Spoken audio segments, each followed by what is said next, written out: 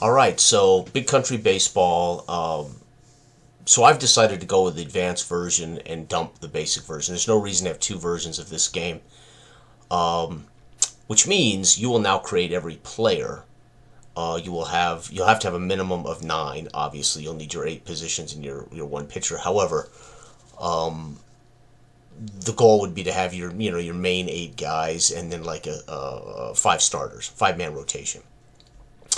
And you're going to add up. You're going to create a player based on a 62.5 points for the base. You're going to roll his attributes, and you're going to tally them up, and then that player that'll be your first baseman, then your second baseman, your third baseman, and you'll make 8 starters, and then you'll have 5 pitchers. But before every game, you select who's the starter.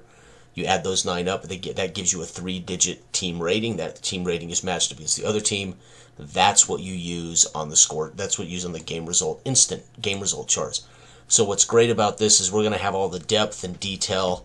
We're going to have every single player rated.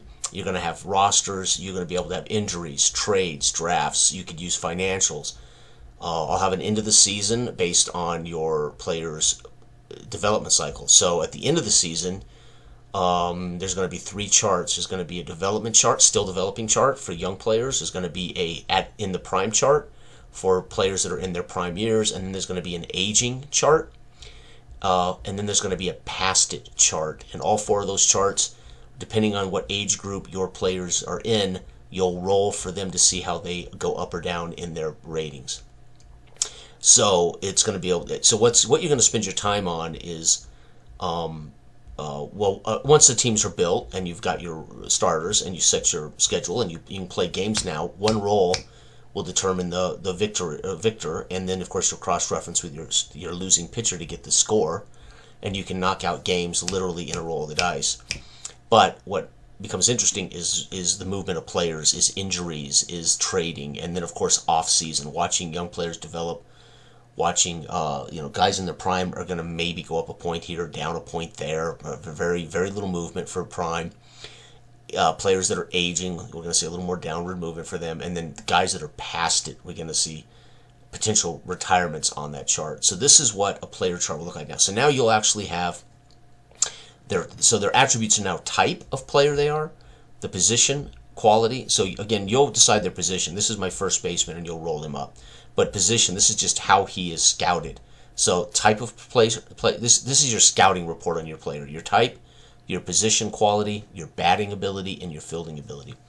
I will have one for pitchers. So pitchers are going to have 4 attributes as well, based on pitchers. And there you'll have it. You'll make your 8 starting position players. You'll make your 5 or 4-man rotation, your 5-man rotation. Before every game, you pick who's starting. For both teams, you add all 9 of those up to get your 3-digit number. You match them up against each other, home and away. You roll for the home team to see whether they win or lose the game, and then you keep moving. So BC Baseball will have the depth and the detail of all these things, but the games will produce instant results.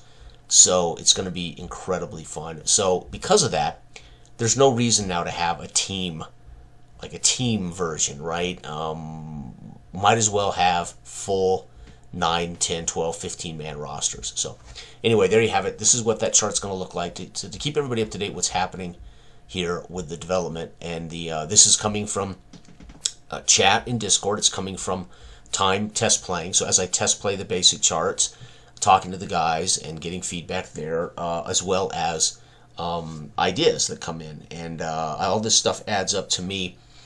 Really, I'm going to make probably the best baseball game I could probably make because of this experience. I was probably not going to make a baseball game. It wasn't one of those things I felt like I was getting down. This is going to work because it's not about simulating the sport of baseball. It's about simulating teams in a baseball season as opposed to simulating a game of baseball.